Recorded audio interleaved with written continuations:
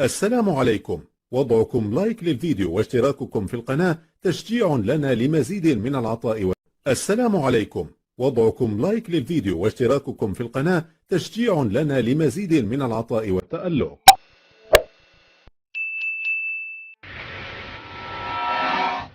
Ce prince héritier veut asseoir son pouvoir, il veut montrer que c'est lui qui va prendre les rênes destinées de ce royaume.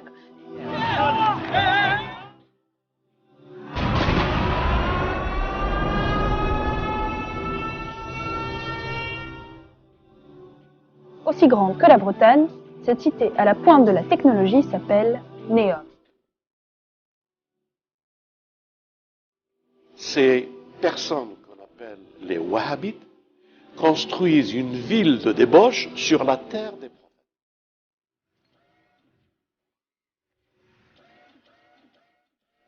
I would to thank very much the Kingdom of Saudi Arabia. I am very honored and proud for this unique distinction. This is historical to be the first Rabat in the world to be recognized with a citizenship. Cette cité qu'ils sont en train de faire à Jebel el-Lawz, en Arabie Saoudite, elle est sur l'endroit où le veau d'or a été adoré pendant l'absence du messager Moïse.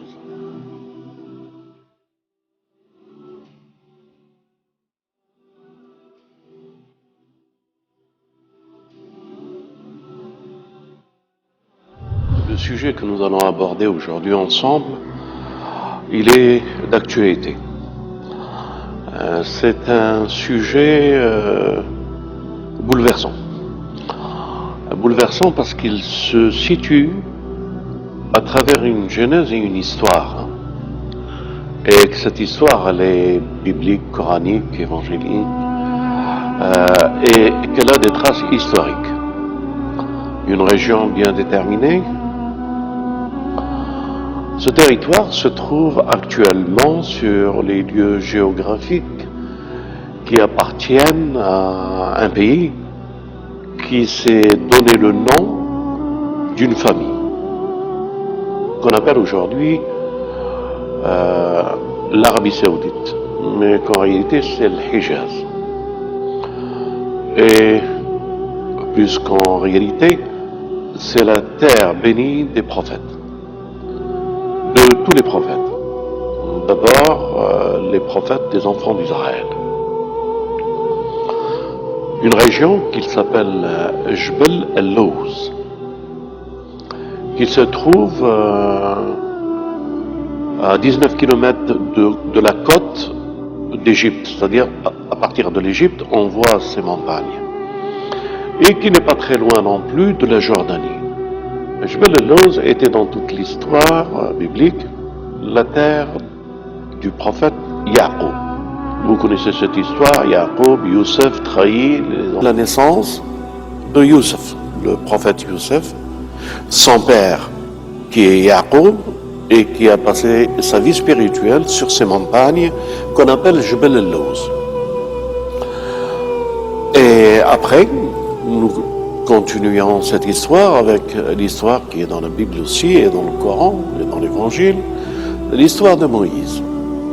Une fois que Moïse a craint pour sa vie, sur le territoire de Pharaon, il a pris la fuite vers la direction de cet endroit-là. Et cet endroit-là, à cette époque, il y avait le prophète Shuaïb. Et c'était la ville de Médiane. Donc Médiane, à quelques kilomètres, mais vraiment 5, 6, 10, mais pas plus loin que cela, se trouve Jebel el-Lawz. La naissance de Youssef, qui par la force des choses a dû émigrer, ses frères et son père, qui l'ont quitté pour aller en Égypte. La suite a fait que l'un de leurs descendants, Moïse, après avoir craint de ce qui pouvait lui arriver, après ce qu'il a fait en Égypte, à cet Égyptien, il a fui en cette direction. Donc, Moïse, ses frères, Haroun, sa famille, Imran, son père, lui a enseigné leur histoire. Et sa fuite était en direction du lieu de résidence de ses ancêtres. Et il a fui en cette direction pour aller se retrouver dans un endroit, après avoir épousé la fille de Shuaib, accompagné avec sa femme et ses enfants, se trouvait sur le territoire de ses ancêtres, au mont Sinaï. Et là, il a vu une lumière qui a été vers elle, Dieu lui a parlé, il lui a donné une mission de revenir en Égypte pour aller libérer les peuples des enfants d'Israël.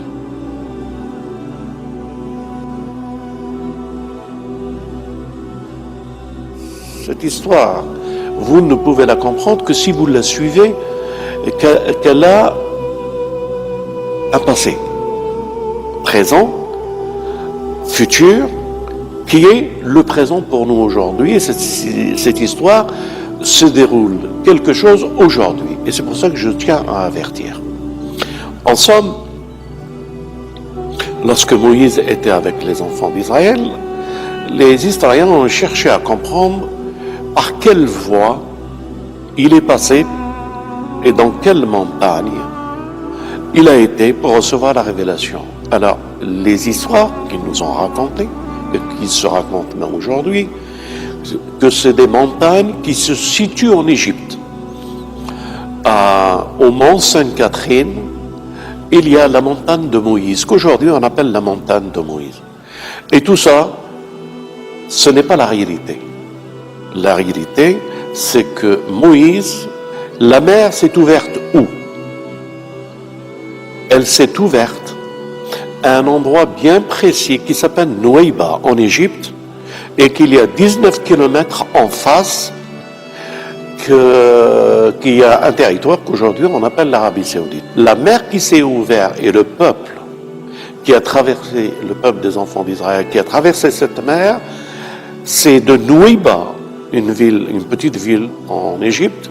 Les preuves scientifiques, elles y sont aujourd'hui. Des archéologues qui ont découvert une roue en or dans la mer de Nouaïba et toute une armature qui fait laisser comprendre que la traversée de Pharaon était vraiment à cet endroit-là. Des preuves scientifiques et historiques que j'espère que le Sanzara vous les montrera. Et que moi-même, j'y étais avec 2 personnes à Nouaïba, cet endroit, pour voir cette traversée. Je suis inspiré par l'histoire.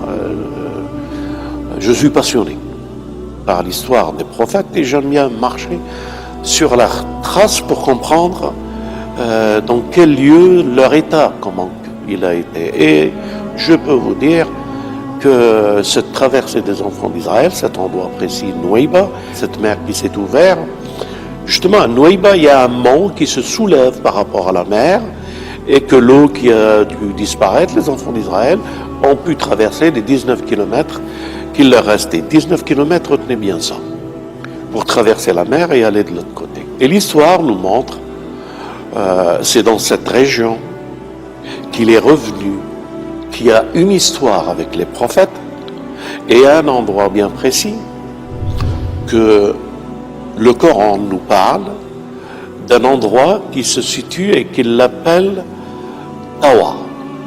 Enlève tes souliers, tu es sur le mont Tawa. Lorsque Moïse, durant le 2e voyage, et qu'il était absent pendant 40 jours, et retenez bien ça, il est revenu et il a trouvé les Banu Israël faisant un veau d'or par le Samaritain et l'adoraient prosterné d'une débauche, et ils prenaient du plaisir et ils passaient leur temps à la corruption et à la débauche à cet endroit avec un veau d'or. Les traces scientifiques sont encore aujourd'hui visibles. Quand on est à Nouaïba, il y a une grande colonne qui est pas très loin de la mer, qui était sur le bord de mer. C'est Salomon qui l'a mis pour signaler la traversée des enfants d'Israël à cet endroit. Et lorsqu'on arrive à l'autre endroit de la rive, qu'on appelle aujourd'hui l'Arabie Saoudite, il y avait le même pylône avec l'inscription, c'est à cet endroit que les enfants d'Israël ont traversé. écrit à l'époque de Salomon. Les Saoudiens se sont empressés de raser cela et l'ont remplacé par une plaque. Et qu'ils ont interdit cette zone à toute personne étrangère que par les services, leurs services, ou les Israéliens, ou les Américains, pour étudier cet endroit. Pourquoi je raconte cela? Et pourquoi je voudrais alerter l'opinion publique? Eh bien, parce qu'aujourd'hui, le fils de Salman, le roi, a proclamé que c'est un territoire qui n'est pas sacré et qu'il l'a fait sortir des territoires sacrés de l'Arabie Saoudite, de l'Hijaz, et que tout le monde, il pouvait en faire une ville universelle. Dans cette ville universelle, ils appellent ça la cité de l'intelligence artificielle. Et pourquoi cherche-t-on tellement à développer ça pour arriver à un tel résultat? Eh bien parce que Al-Jan, Iblis, il prendra forme humaine. Mais la forme humaine qu'il prendra sous son contrôle, un très beau jeune homme, des cheveux longs, très beau dans l'apparence, agissant par des gestes et des paroles, en faisant tomber l'eau là où il veut, en tuant un être vivant, en le ressuscitant, en donnant les richesses et l'économie à propulsion à tous ceux qui se prosternent, en ramenant le mondialisme vers une seule élite, l'élite de ce qu'on appelle les Illuminatifs ou autres, les Francs ou autres, ou Bilderberg ou autres, ou les banques ou autres, ou les politiques ou autres, sous son contrôle. Le monde sera géré d'une telle manière, tout ce qu'ils leur proposeront et les choix et les directions et la voie qu'ils devraient prendre, jusqu'à finir par prendre leur forme, qui ne peut pas être une forme, puisque le jeune ne peut pas être perçu, touché. Il peut toucher par un monde de vibrations, mais il ne peut pas toucher par le toucher, et il a besoin de l'humain pour le sens du toucher. Il prendra corps et forme dans les robots, et que ce sera un multiple sans chiffre, robotisé, et qu'ils ne sont qu'en réalité que l'intelligence artificielle. Elle prendra des noms. Sophia, yani masha'Allah, le nom Sophia. Ils prendront des figures qui ressembleront au Messie, mais qui ne sont que le faux Messie. Ils prendront des figures des awliya, des faux prophètes, et ils géreront ce qu'ils ont à gérer.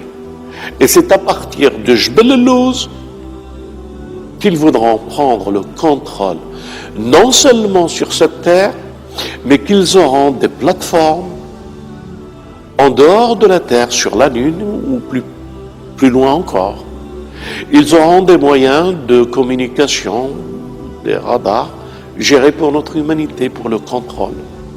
Nous sommes devant un événement qui va être un événement grandiose, que les fidèles doivent prier Dieu, quelle qu'il soit leur religion, pour intervenir et pour faire stopper ce délire du veau d'or, encore une deuxième fois, sur Jbel al-Lawz. Lorsque cette ville deviendra la ville de Sophia, leur Sophia, et que les jeux et que la débauche et le veau d'or seront une deuxième fois adorés, que la main de Dieu et son intervention à travers le Messie et le Mahdi et tous les hommes, l'Awliya, vont intervenir. Walhamdulillahi Rabbil Alamin, wa salatu wa salam ala Muhammad wa ali Muhammad.